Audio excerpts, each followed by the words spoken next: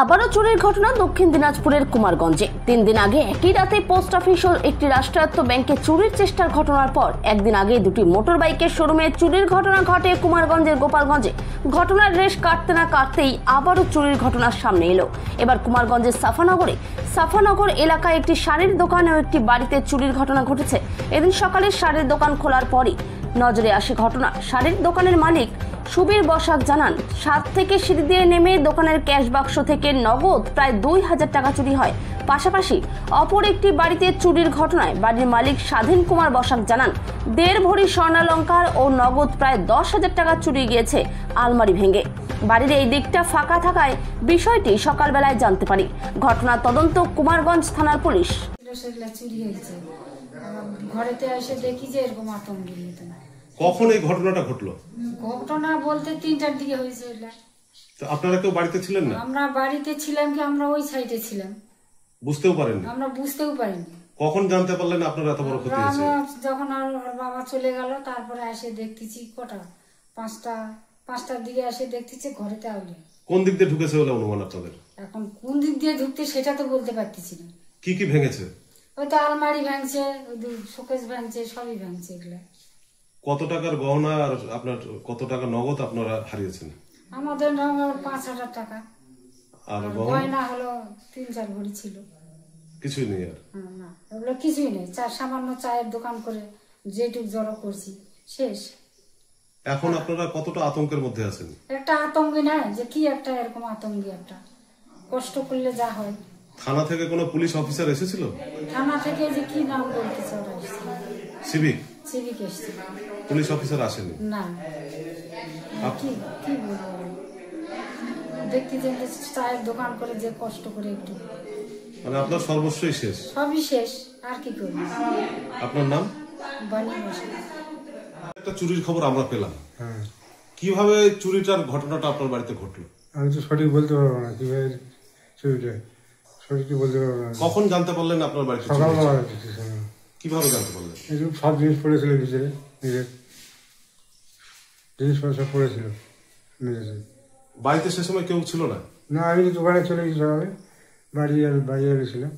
বাড়ি এলেও বুঝতে পারেনি? না, জিনিস বসে যায় সিলেক্টে আছে, কে আমার কাছে কে আউলে লাগবে। কি কি আপনার খোয়া গেছে? সোনা, টাকা। সোনা মোটামুটি কতটুকু? আর টাকা? সোনা আর টাকা? টাকা বেশি ছিল না, 1010 মতো হবে টোটাল। কি কি ভেঙেছে আপনার বাড়িতে এসে?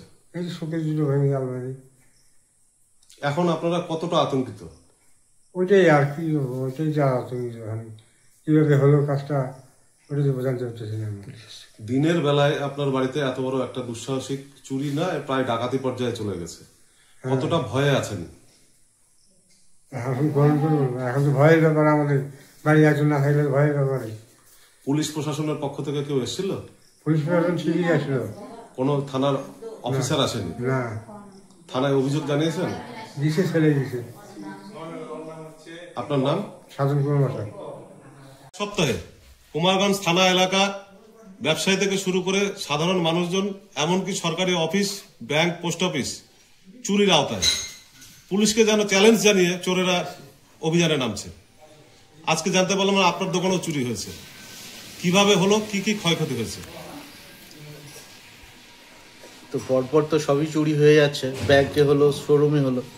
আমরা সাফানগরে তো চুরি হচ্ছিল না, হঠাৎ করে চুরি শুরু হলো। আমার সিঁড়ি দিয়ে নেমে, এদিক দিয়ে ওই পাশে সিঁড়িটা খোলা আছে, ওই সিঁড়ি দিয়ে উঠে আমার গেট সরিয়ে ঢুকে তারপরে এই ক্যাশ থেকে টাকা পয়সা চুরি হয়েছে। এটা পুলিশ তো কি যে পুলিশ। আপনার কি মনে হয় যে বর্তমানে কুমারগঞ্জ থানা এলাকায় প্রশাসনিক তৎপরতার অভাব এবং পুলিশিং হচ্ছে না, সেই কারণে এই উপদ্রবটা এভাবে দিনকে দিন বাড়ছে? হ্যাঁ, পুলিশি দেখাশোনাটা তো ঠিকঠাক হচ্ছে না। চারিদিকে শুধু সব নেশা জাতীয় জিনিসপত্র বেশি বেচাকেনা হচ্ছে, এই জন্যই বেশি করে আরও এগুলো হচ্ছে, সব নেশা খাওয়ার জন্যই আরও বেশি করে এগুলো চুরি চামারি বেশি হচ্ছে। আপনার ক্ষয়ক্ষতি কি কি হয়েছে? টাকা পয়সা আমার যা থাকে, খুচরো টাকা পয়সা যা থাকে, এমনি টাকা রাখা হয় না, খুচরো টাকা পয়সা রাখা হয়, থাকে দোকানের যেটা থাকে মোটামুটি 1,500-2,000 3,000 টাকা, সেটাই নিয়েছে। ব্যবসায়ী হিসাবে কতটা আতঙ্কিত আজকে আপনারা সাপানগরের ব্যবসায়ী মহল? ব্যবসায়ী হিসেবে তো প্রচণ্ড আতঙ্কিত, কারণ এইভাবে যদি চুরি হয়, আজকে আমার হয়েছে, পরের দিন আমার আরেকজনের হবে, পাশের দোকানদারের হবে। এভাবে চলতে থাকলে তো সবাই কেউ ব্যবসা ঠিক মতো করতেই পারবে না।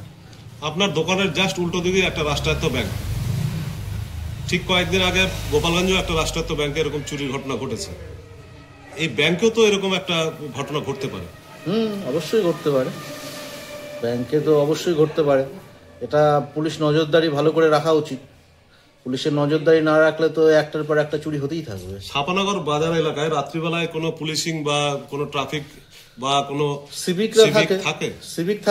সিভিক তো আমার দোকানের সামনে, ব্যাংকের সামনে বারান্দায় থাকে। তো সিভিক থাকা সত্ত্বেও আপনার দোকানে চুরি হলো কি করে? এটাই তো প্রশ্ন, এটাই সিভিক থাকা সত্ত্বেও কি করে চুরি হলো, এটা আমি তো জানি না। আমি তো দোকান খুলে তারপরে এসে দেখি আমার ক্যাশ ভাঙা। প্রশাসনের কাছে কি দাবি রাখছেন এই মুহূর্তে? প্রশাসনের কাছে দাবি রাখবো যে এটাই, যে ভালো করে মনিটরিং করা, কি করে এই চুরিগুলো, চোর যারা চুরি করছে ওদেরকে ধরতে হবে, এবং একটু প্রশাসনিক দিক থেকে ভালো করে চিন্তা ভাবনা করতে হবে। বাজারগুলোকে অন্তত সেফটি রাখতে হবে। আজকে পাশে একটা বাড়িতেও, আমার কাকার বাড়িতেও চুরি হয়েছে। আজকেই গতরাত্রে কি চুরি হয়েছে সেখানে?